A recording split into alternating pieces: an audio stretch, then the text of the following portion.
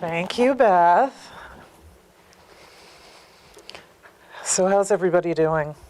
This is a good crowd. I love it. I was not expecting so many. That's wonderful. Thank you all for coming out. So we're going to be talking about food sensitivities tonight, and specifically how they may be causing fatigue or weight gain for you. And obviously, I can't tell you everything there is to say about food sensitivities in 1 hour. So I've given you an opportunity with that clipboard, and we'll pass that around again if you didn't get a chance to sign up. I can send you more information, get on my mailing list. I'm always putting out articles and things like that. And I have a free ebook as well. And at the end, I'm also going to offer you a free session with me. So that's something else that you may want to put on that clipboard. Okay. Who here wishes they had more energy? That's nobody, right? You don't want that. Nobody wants that. How about really good at taking care of everybody else, but no time for yourself? There's at least one person in here that I know for sure. Who wakes up in a fog and who maybe needs some caffeine to get going? The cameraman's my husband back there, so I know he said yes to that one. How about lacking energy so that you can't really exercise and it's hard to make healthy meals? These are things that a lot of us are having problems with. Also, are you sometimes craving sugar? Maybe late in the day, or maybe some more caffeine, like when it rolls around 2 o'clock, 3 o'clock, you just need something to get going? Well, we're going to talk about all this stuff. But first, I'm going to tell you a little bit about who I am and why I'm up here and how I landed here. I'm a triple certified holistic health consultant, also nutrition and chronic illness expert. I myself have fibromyalgia. I'm going to tell you about that in a second. I primarily work with women, and I primarily work with professional women that either own their business or they're in some type of profession and they're burnt out and they're stressed out. And a lot of times they're also moms, and even better than that, they're in that sandwich generation that a lot of us are in, where they've also been taking care of their elderly parents. So it's kind of coming from all directions. My approach is drug-free, holistic, which means it looks at the whole body. And my story is that 10 years ago, I was 70 pounds overweight. I was absolutely racked with pain to the point where I was bedridden, more or less. And today, I am about 90% symptom-free most days. So I'm going to tell you a little bit about how I did that. And it was not drugs, spoiler alert. My mission now is to help people that are where I was about 10 years ago. I went backwards. We don't want to do that. Okay, so my journey, I didn't start out here. I actually started out as a TV reporter and producer, and then was in public relations. And I've lived all over the place. I was in New York, I was in Cleveland, I was in Los Angeles for quite some time, almost 2 decades. And while I was there, I was living the life and having a great time. I was like doing the red carpet interviews with Matthew McConaughey, and I was like, you know, I was everywhere at the after parties and all of that stuff. I call myself a recovering type A because I was, at the time, I wouldn't even say I was a type A, I was like a type A++. And that's not a good thing. I'm going to tell you why. I got progressively sicker over about 15 years. For me, that showed up like constant migraines, a lot of pain in my neck and back, a lot of IBS stuff. There were a lot of things I couldn't eat. It got to the point where there was nothing I could eat that wouldn't. So I would either eat nothing at all, or I would just have to sort of deal with the fact that I could never be far from a bathroom, which is a problem, particularly when you're on a red carpet interviewing celebrities and you need to leave. So I did what all of us would do. I went to my doctor, and that doctor sent me to another doctor, and then I went to another doctor, and I did the round robin of every kind of doctor you could think of and got nowhere. They wanted to help me, but most of them didn't know what was wrong with me. The thing about fibromyalgia, I don't know how many of you, any of you here have fibromyalgia? So, you know, there's no one blood test that they give you. So what ends up happening is they have to give you all of the other tests and rule everything else out. And it's kind of like when it's nothing else, when it's not MS and it's not, lupus and it's not any of those things, they're like, fibromyalgia, So that's kind of, and they can't do anything for it, and they don't know where it comes from. So it's a very frustrating journey to be on. More frustrating when people are telling you, well, all the tests look okay, and you're thinking, I can't even get out of bed. I'm not okay. I'm not okay. So that went on for quite some time. I went backwards again. This was my day of reckoning. I just kept kind of soldiering through because, again, type A+, right? Until I went in to my doctor, just my general doctor, routine kind of visit. And I'm sitting there in the gown, and I'm on the little exam table and sitting up. The nurse comes in, she takes my blood pressure. She looks like she saw a ghost and runs out of the room. I'm thinking to myself, well, that can't be a good thing. And second thought, I've got to get the hell out of here. I have 2 more meetings today, So my doctor runs in. Now I know something's up. She takes my blood pressure. She puts the back of the exam table back, and she says, how do you feel right now? I said, I feel terrible. I don't ever feel good. You know that. She said, do you have a headache? I said, a migraine, like I do every day. She said, okay, well, your blood pressure is dangerously high, so we're going to admit you to the hospital. And she goes over and starts doing some paperwork. I snap up, and I'm like, no, I have 2 more appointments today. I've got to go. I don't have time. I'm not going in the, I don't want to do that. So she's like, okay, well, if you won't go into the hospital, then I can't let you leave this room until you take this medication because your blood pressure is dangerously high. I go to her, doc, I don't feel good about drugs. I don't feel good about medications. So, this poor doctor, I'm thinking about it now. She probably just wanted to haul off and kill me, right? So she came up to me, kind of looked me dead in the eye, put her hands on each shoulder and said, I know you don't feel good about drugs, Deborah. How do you feel about a stroke or a heart attack? Because that's what's coming next. Now, I'm like in my early 40s, right? And I'm thinking I'm invincible. That stuff doesn't happen when you're 42, right? Well, that woke me right up. That woke me right up. And I still, well, sort of. I still went home and didn't say a darn thing to my husband because I knew he would drag me to the hospital like anybody sane would have done. But that put it in my head that we need to do something different now. So that was my turning point. I found a functional medicine doctor and coach.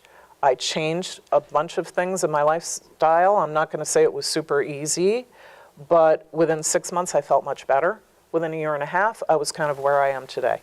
The weight normalized, that 70 pounds was gone, there was no more high blood pressure, the migraines were gone, there was no more IBS, and other than a short stint of being on blood pressure medication, I didn't need to use meds to do that. So I'm a believer, sisters and brothers. That's how I looked before. That's my after. I put that up there so that no matter what is happening with you right now, if you want to do something about it, you absolutely can. I did it. I'm not a super genius. I don't have any more smarts than all of you have. I have a little more training now because I went back to school when all of this happened, and I'm going to tell you about that. For functional medicine, and I want to explain, this is the overall umbrella that I need to tell you a little bit about before we get into the food sensitivities. Has anybody heard of functional medicine? Some of you, or sometimes it's called holistic or integrative. There's a lot of terms for it. What it basically means is a belief in the body's innate ability to heal itself if we remove the things that are causing the problem, right? And an ability to do that without drugs, and the fact that we really need to get to root causes to get rid of things. It's just like, does anybody garden here? What happens when you try to yank out the weeds and you don't get them all? They just keep coming back, right? That's what in effect is happening when you're trying to treat a symptom, but you're not getting to the bottom of why you have that symptom. And this was something I kept saying as I was going from doctor to doctor. I know there must be some reason. And they would say, just take this pill. And, I didn't want to do that, and I couldn't do that.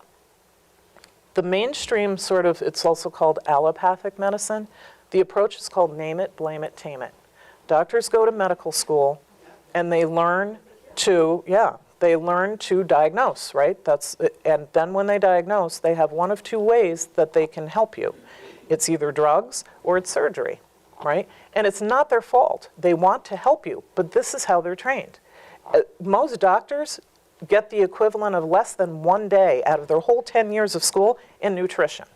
It's not what they do. And that's not how it goes. So that doesn't mean that we don't have a time and a place. If you get in a car accident, if you have a ruptured appendix, you don't come to me.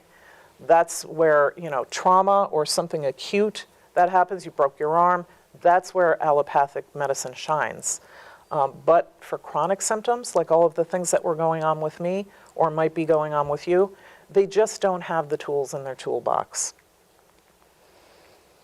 Inflammation, this is another important thing that I want to talk about before we kind of get into the other thing, is generally the root cause of all of your symptoms. That sounds really simple. The part that isn't so simple is figuring out what's causing the inflammation. So, see, when you're having a symptom, that's all the way down here. But somewhere way up here, you started off with something inflammatory happening, and we're going to talk about food being one of the causes of that. And then it's sort of filtered down. So if you're trying to deal with it on the level of the end product, you're just never going to get anywhere. It's like that game of whack-a-mole. You might whack down one symptom, and 2 more are going to come up. And then you knock those down, and 5 more come up. You just never get ahead that way. That's what I was trying to do for 15 years. So let's see here. Inflammation really has to be extinguished with lifestyle changes, and when you do that, when you go all the way up to the beginning and you change what the root cause is, then naturally it trickles down and the symptoms fall away. So I tell people all the time, I am not trained as a doctor, I don't diagnose, and I don't treat any specific thing. But what I do is I raise the overall health so that these end results fall away. The system that I use is called DRESS for health success. The DRES stands for diet, rest, exercise, stress reduction, and supplements. Those are the main things that I work with people on. And those are the things that change the outcome. My motto, test, don't guess. One of the things that I do that you don't always hear sort of health coach type people do, we don't all have the same training. I have specific training that allows me to help you get access to the proper tests. These are lab tests that aren't necessarily going to be run by your general doctor, but they're things that look at your hormones, your immunity, your digestive system, your gut health, your nervous system, your detoxification, all of the things that will point to where the issue is coming from and where that inflammation might be. So that once we're informed with that, then we know how to sort of bolster your health with the lifestyle changes and then a little bit of supplements where you need the help. You don't just, by the way, take supplements just because you saw on the internet, well, I guess vitamin C is good, or you'll end up taking 50 million things and not even knowing why you're taking them. And that's just as bad as taking all the pharmaceuticals, because if you don't need it, why take it? It could get really expensive too. So this is what we're going to cover today. We're going to go over food sensitivity versus food allergies, because these are two very different things. Why certain foods cause fatigue and can hinder your weight loss. I'm going to take a quick sip because all this talking is drying out my throat. The most common problem foods, how to determine if you have a food sensitivity, and then what you should do. And we're going to talk specifically about 4 foods. And somebody had a spoiler alert there. Beth told you one of them, at least, is gluten. And then we're going to talk about how you can swap different foods. And then at the very end, if you want more information or you want to get on my mailing list or you just need more, I'm going to tell you how to do that. So what happens when you have a food sensitivity? Well, it turns out a lot of things happen. Every time you eat a food that you're sensitive to, it causes a reaction in your body. your body kind of attacks it, thinking it's being attacked, and then that reaction is what causes systemic inflammation. Remember when we talked about that? That's kind of the start of every disease and every illness is inflammation of some type.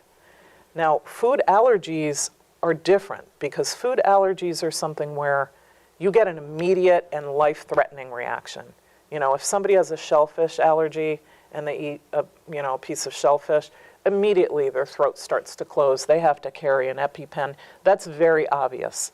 But food sensitivities are much less obvious because not only does it not happen immediately, it could take 2 to 3 days before you actually react to the food. And I don't know about you guys, but I don't remember every morsel that I ate 3 days ago. So it's really hard to start tracking down. You know, you don't always see that direct line. Sometimes you do. Like, for instance, when I eat dairy, I have a pretty immediate reaction. I'm like in the bathroom. But when I eat gluten, nothing happens right away. But I notice that I don't sleep well, I start having headaches, my neck starts aching again, and it might be the next day or the day after that or even the day after that. So that's the difference. This is how food sensitivities cause your fatigue. When you eat the food that you're sensitive to, it creates histamines in your body, which then cause that inflammation again. And then your adrenal glands don't like inflammation. They're there to try to help you, so they pump out cortisol, which the job of cortisol is to take down that inflammation. That sounds like it would be a good thing, and it is somewhat, but when that happens over and over, you just get completely exhausted. Your glands can't make that much cortisol anymore, and you just sort of flame out, and that's what happens if it goes on for too long. So then you have chronic fatigue, and what happens then? Remember what we talked about in the very beginning, does anybody at 2 or 3 o'clock need some caffeine or some sugar? This is why, because your body is smart, and your body knows, hey, if I have that candy bar, I'm going to kind of pep up a little bit. But we know what happens after that, not any good things, because you get the cravings for the sugar and carbs, because you know you need it to keep going. You eat it. That gives you kind of a sugar high. Once you get the sugar high, though, that's usually followed by a crash. And that's because when you have too much blood sugar, your insulin surges. Again, just like when too much cortisol is made, when too much insulin is made, that's not a good thing. That exhausts your pancreas, which is making all of the insulin, and it also makes you less sensitive to the insulin. And those two things, one or the other or both, are what give you diabetes, and you don't want to go down that path. Now, weight loss resistance, this is the other thing. Leptin is a hormone that you have that helps you to feel full when you eat a meal. So it's good for your body to be sensitive to it. But when you consume foods you're sensitive to and you have that inflammation, all of a sudden, if the inflammation gets into your brain, which eventually it will, now your brain can't really get those messages from leptin. So you're eating, but your body's never telling yourself that you're full. So you want to keep eating. That is not good. If the brain is not getting those messages from leptin, then you're constantly hungry, because that's another thing that happens. And then if you combine that with almost everybody in this room, not one lady that I saw, but almost everybody is beyond your 20s, right? Once you get past your late 20s, what happens? Your metabolism starts to slow down. You put that together with hunger, and guess what? You're going to gain weight, and you're going to be very resistant to losing weight. I hear people all the time, and it was my experience too. When I was 70 pounds overweight, I wasn't like going through the drive-thru at McDonald's. I was eating what I thought was healthy. I was eating salads and chicken, but I was also eating a bunch of other things that weren't good. For one thing, I think this is coming up later, but I'll tell you at this point. I was eating a lot of soy-based things, and it turns out that I have a real sensitivity to soy, and a lot of people do. So that was keeping that cycle of inflammation going. And when your body is inflamed, it absolutely will not normalize with weight. You're just going to pack on weight. So, okay, we talked about insulin resistance and how that's a bad thing. When that happens, that's because your cells are not responding to the insulin like they should. And if that keeps going on, that's when it leads to diabetes. But it also is what ends up in hypoglycemia. So this is very confusing because a lot of times diabetics go through either their sugar being too high, but also their sugar being too low, because your body keeps trying to fix the thermostat. So if you've got really high sugar, your body just keeps flooding it with insulin, and then it drops too low. And that's when you get hungry and you eat more. It's a terrible cycle. So hypoglycemia leads to the cravings, leads to overeating. That's when you can't lose weight. So now we get to the part of the food sensitivities. Who can guess?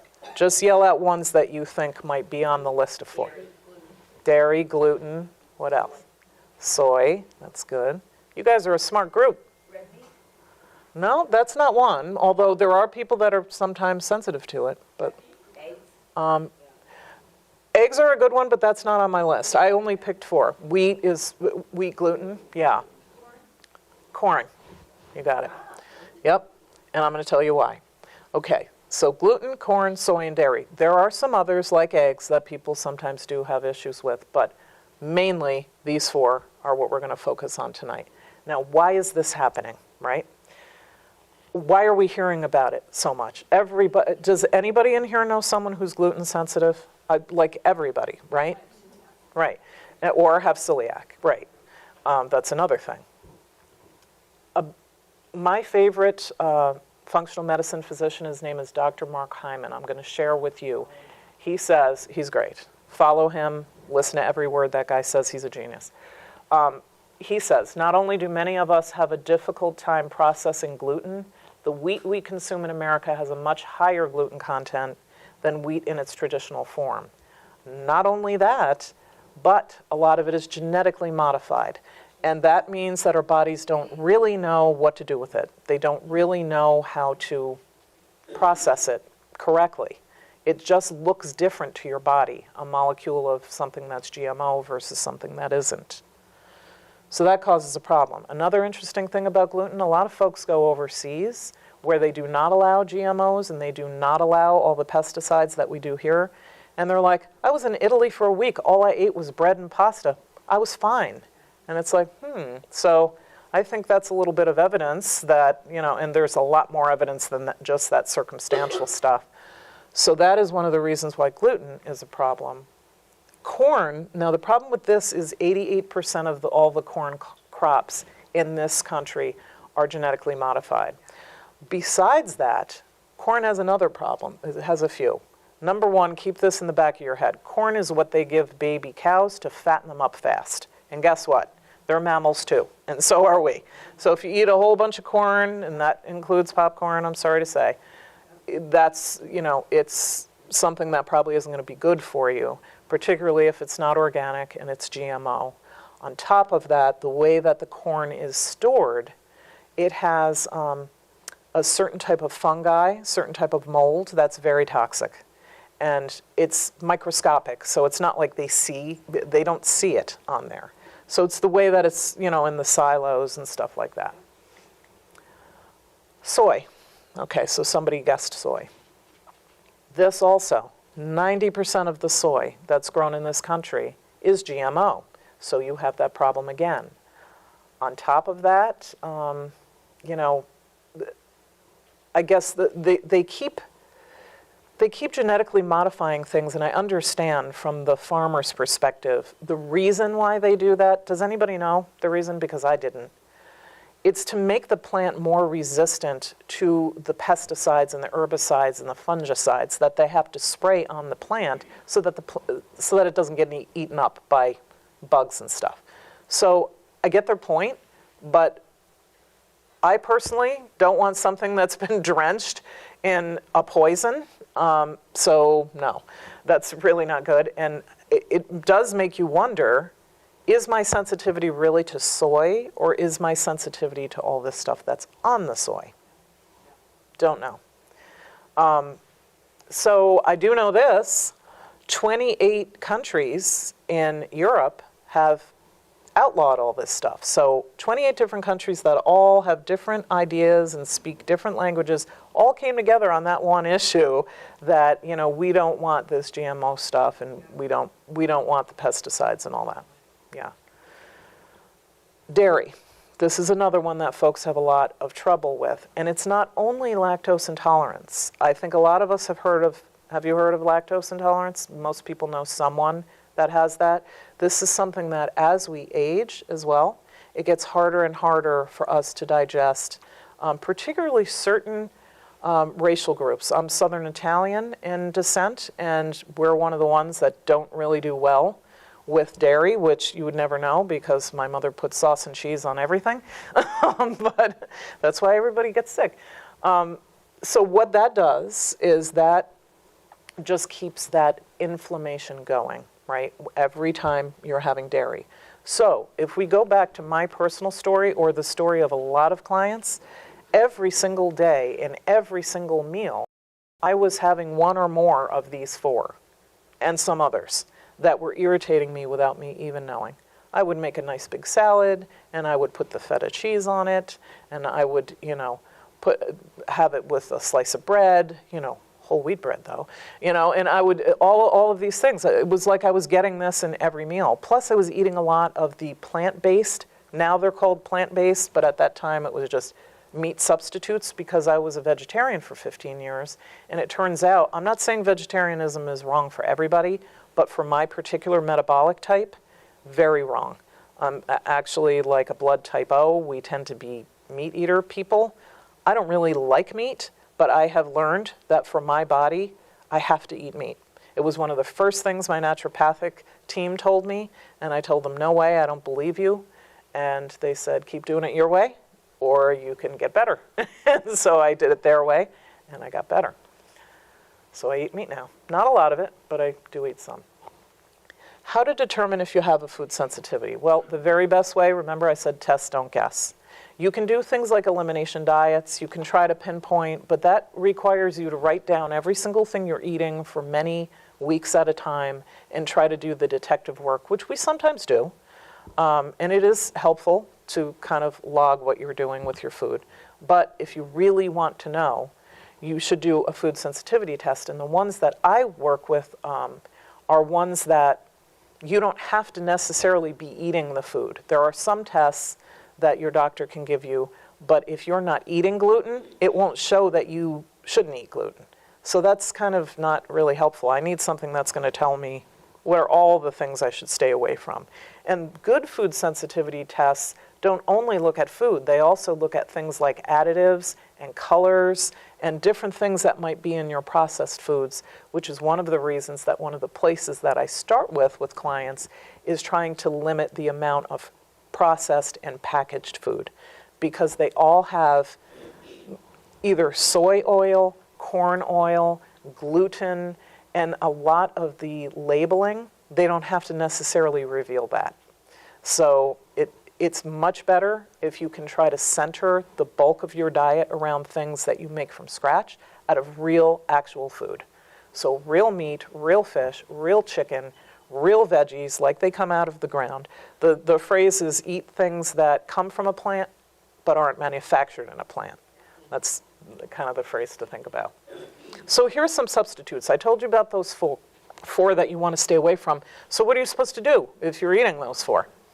Well, there's a lot of different things you can do to replace dairy. Here's one, coconut milk. It doesn't have to be that brand, I just happen to have that. But there's many different kinds of coconut milk. You want to be sure you go with unsweetened. You don't need extra sugar. And the smallest amount of ingredients on the label is best. So that's one thing that you could do. There's also almond milk, there's cashew milk, there's milk made out of a number of different things.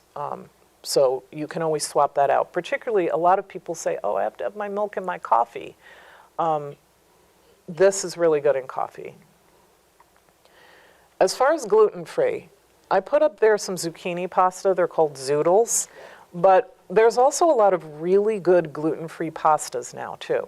There's they're made out of like chickpeas or, right? So like Banza is a good brand, B-A-N-Z-A. Another one is Jovial. That's really good too. There's one imported from Italy called Bio Nature. That's my favorite one. So there are things that you can do. But one thing I will caution with gluten-free. Gluten-free is used kind of like plant-based as sort of a buzz marketing word to make you think that it's healthy and give it that halo effect. But gluten-free junk food is still junk food. If you're eating a gluten-free cupcake, it's still a cupcake. It's loaded with sugar. It's got other things that, I'm not saying you shouldn't ever have that, but realize it's, you know, right. Oats. If you get oats, if you're an oatmeal eater, like it's definitely better in the morning rather than having like cereal or something that's wheat-based or corn-based. You can do many different things, but if you want something warm, then especially in the colder weather, make sure that you get gluten-free steel-cut oats. Reason why a lot of people like the rolled oats, those go to sugar like that in your system, and they will jack up your sugar level, and then you've got that insulin flood we talked about, and then the hypoglycemia, and then you're hungry again in less than an hour. It's a train you don't want to be on. So look for gluten-free and steel-cut if you do eat those. As far as tofu or soy, you can replace it with beans or meat or fish. There's, you know, I think red meat gets a really bad rap. First of all, like everything else, there's a lot of different kinds of red meat, right? There's the kind that's commercially grown, and those animals are fed corn, and whatever the animal eats, you're eating, so you don't want that. Then there's grass-fed, right? There's a whole different nutritional profile in the grass-fed beef versus the corn-fed sort of conventional beef. And they're not given hormones and all of that stuff. So what we discussed today, we went over food sensitivity and food allergy. We talked about how your body reacts to a food sensitivity and then the symptoms that they may cause, 4 common foods and how to swap those out. Now I've got an invitation for you. This is when you signed in, you probably already saw the clipboard, but if you didn't on your way out, or where's the clipboard now? Is it on the desk? If anybody wants that, if you did not sign up, if you give me your name and your email and you check the box, you'll get this free gift from me. It's an ebook that I wrote. It's called Stop Chronic Pain, Lose Weight, and Boost Energy Now. From everything I've said to you, I didn't have a whole lot of time, but you can see that food sensitivities are just one piece of the puzzle. This book gives you a little bit more of a picture. It's one of the things that I deal with people, but there's a bigger framework. So if you sign up there, then you will also get, I write blog articles, usually about 2 a month. I don't spam you. You won't be getting, when you first sign up, you'll get a couple of emails from me right in a row, but after that, it's more like 1 or 2 a month. And you can, at the bottom of any of those, you don't like them or you don't want to be on it anymore, there's a quick one-click unsubscribe. I am here, and I'll close with this. It's a message of hope. I want you to know that no matter what your situation is, believe me, it's probably not worse than the situation I was in a little while ago. And if you are ready and you are going to do something about it, you will, and you absolutely can. You absolutely can come back. The best gift you can ever give yourself is health. I'll leave you with this quote. I heard it not too long ago, and I absolutely love it. The quote is, "A healthy person has 1,000 wishes. A sick person has just one." Right? And that's certainly where I was. So I'll just put that up again. That's the email address. If you want to go to that on your phone, you can go there. Deborah G. Wellness is my website. And if you have any questions, I'm happy to answer those now. Yes? Question, Deb. You had mentioned if one was to get more involved with the food sensitivity test, which is a blood test, roughly what's the turnaround time on getting that results? Well, that can be usually up to about 3 weeks. Yeah, it depends on which one and how busy the lab is, really. Yeah. Yes? To piggyback, is it a comprehensive test you're asking for, or, because you said, sometimes they'll give you a test where if you're not eating the food, it won't show up. What Right. do you ask specifically? Right. Well, what I do is I have a specific one that only, I don't deal with the ones that, the one that I deal with is called an MRT. So you can ask for that. The way I work with folks also, just so that you know, anybody that is reputable isn't going to just run one test and call it a day. You have to see the whole terrain of what's going on. So the food sensitivity test would be one that I would run, and I would personally run the MRT. Yes. Yes, Stephanie. Are you just stretching, or did you have it? Yeah, can I do an impromptu testimonial? Go for it. Geez, Stephanie is one of my clients. She's my plant. She wants to support tonight, and I figured I'd Thank tell you. my story. So I was trying to get pregnant for almost like 5 years, and that was kind of my reason for going to Deb. I had gained a little bit of weight, but I didn't have the issues that obviously she had. But my reason for going to her was like, I need to get down to the root cause of what's happening. Like, I was going to fertility doctors and every doctor on the planet, and like you said, they wanted to help me, but no one was like actually helping me. And it was getting very frustrated. I tried literally everything to think of. So when I got to work with Deb, she tested for everything. Like, my fertility doctor didn't go into testing for like as much stuff as she did. It was just frustrating for me actually, because I'm like, you should be doing this for me. But I can't say she helped me get pregnant, but I was not in the room. I was not in the room. but I think thanks to working with her, that's why we finally got pregnant after kind of solving all these health issues that were hidden. Oh, thank you, Stephanie. That's so sweet. Thank you. Yeah, I mean, this is what I mean about the whole body all working together. And when you remove the things that are irritating, and, for Stephanie, it was coming out in fertility issues, and hormone imbalance issues. And Stephanie is very young, but I remember looking at, your tests and being like, Steph, I'm almost 30 years older than you, and your stuff looks worse than mine. This isn't good. So, I mean, it can happen at any age, and that's another thing. Each one of us is kind of born with a certain level of endurance, maybe, and you don't know whether it's going to be at 20 or at 30 or at 40, or maybe you're going to be really lucky and it doesn't bother you till you're even older than that. But there'll come a day, if things are off, that your body just will say, no, I'm not, And heaven help us. I mean, I say all the time, it was a blessing and a curse, this whole fibromyalgia thing, because the way the doctor said it to me, which wasn't very nice, but I get what he was saying. He said, the good thing is it won't kill you. The bad thing is there's going to be days when you wish it would. And I said, not helpful, but accurate. And, and I just thank God that I got on a better track, because fibromyalgia doesn't kill you. There are many other things like cancer and other ailments that if I had allowed the situation to progress, or with my blood pressure the way it was, I mean, my doctor told me straight, heart attack or a stroke. That's around the bend. So, yes. Yes? I'm assuming MRT tests are not required. They aren't covered by insurance because they're not necessarily required.